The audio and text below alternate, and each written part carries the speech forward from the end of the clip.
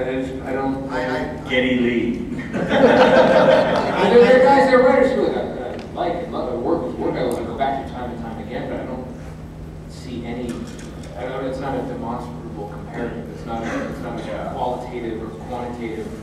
You know, well gosh. Comics have changed so much that it's like if you look back at stuff we loved in the '70s compared to what we do now, just the style of writing is so different. You can't compare it really.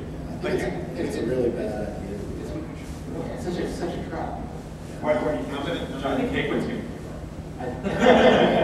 I'm going to disagree with you. Actually, you know who I look up to tremendously is well, Steer, but very specifically to me, Walt Simonson and Howard Jones. Wait, that's a different question. That's a different question. It's absolutely a different question. Because you're talking about the artist of X-Men Teen Titans crossover? You're talking about the day. You're talking about it completely. This is your answers would be a different answer than this question. But I like to do that.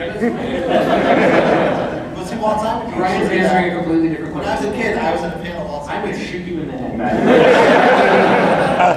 Hold still. Mr. Fraction, who's not badgering the witness. Order. That's what you say when you stab your bros in the head. Stay right there. Again, I'm going to shoot you in the head. Is that a line from a story meeting? No, that's a Call of Duty. Brian, you downloaded something? No, I didn't. Whenever I graduated college and I tried to break into comics, and I quit reading for 8 years, but I didn't pick up a single comic because it was painful. But whenever I came back in was, I guess, 4 or 5 years ago now, was the first stuff I've read for what's essentially now 13 years of comics. And it's probably the best writing in comics. It's been in comics consistently. I mean, if you look at the total body of books that are being written, I think that we're writing nowadays is way better than it used to be. So when you ask that kind of question, and I don't remember the books from my childhood beyond a nostalgic content. I don't think it was anything other than God created up the stock was awesome. Beyond that, I don't really kind of structure craft wise. And so everybody that I look at, they're still working. I mean, everything that I read that blew my hair back. I mean, the first Warren Ellis comics that I read first, the last Warren Ellis comic I read was like Excalibur.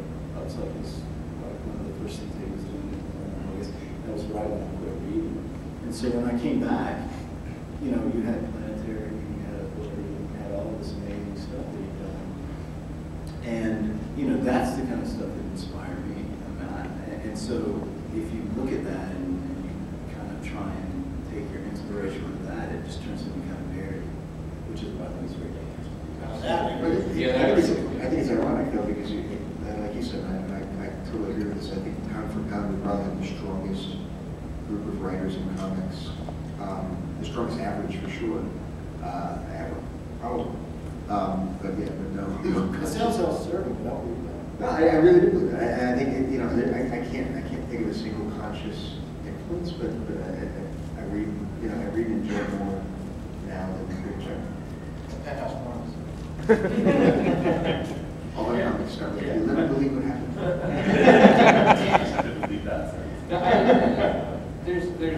But to get to where you're going, which this is great.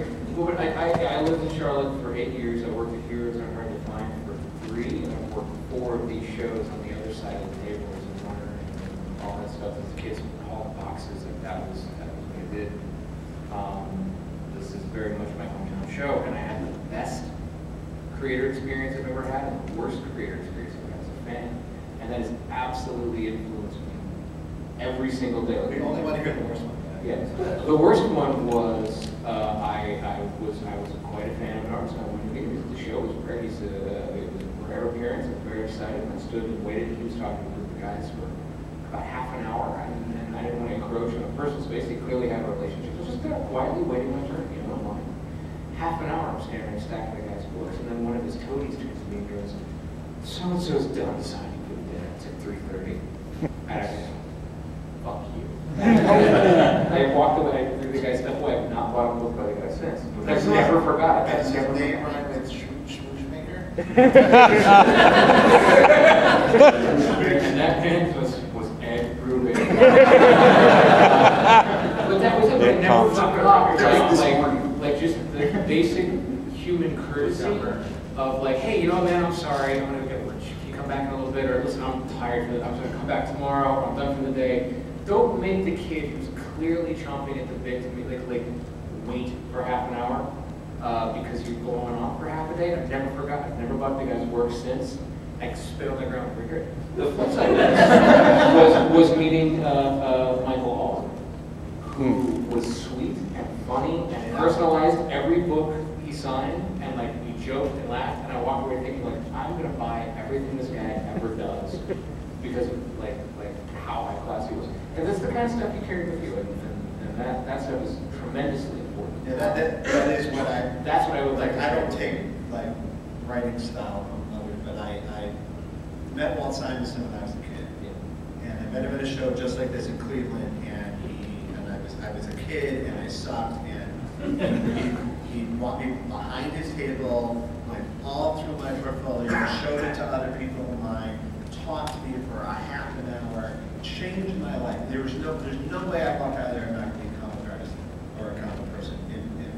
That was it. And he corresponded with me a couple times. He sent me Andrew Lewis's book on anatomy, and it changed my life. And then years later, and I waited like 15 years to come up to him with like the Jinx. I came up to him with Jinx, and I said, "Listen, when I was a kid, it changed my life, and I'm trying not to bother you all these years, but I just went to Meisner a couple days ago, and because of you, and thank you, and now."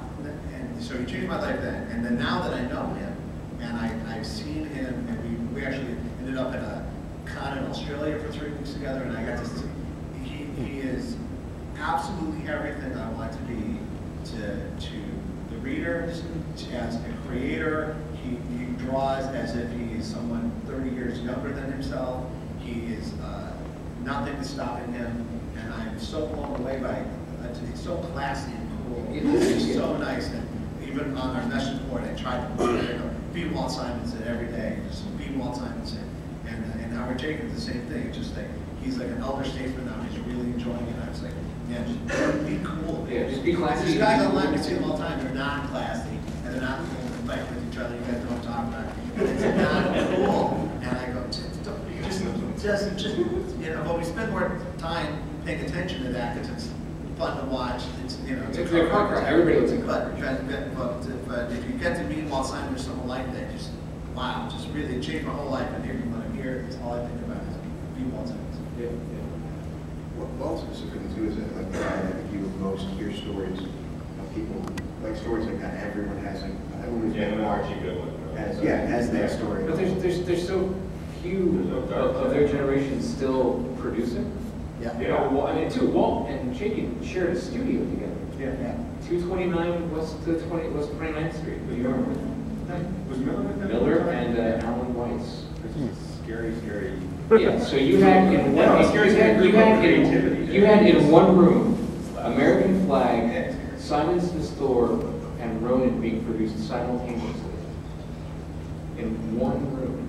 And we're on Xbox shooting. Yeah. And we're, I don't know. Maybe they should fight the leftists.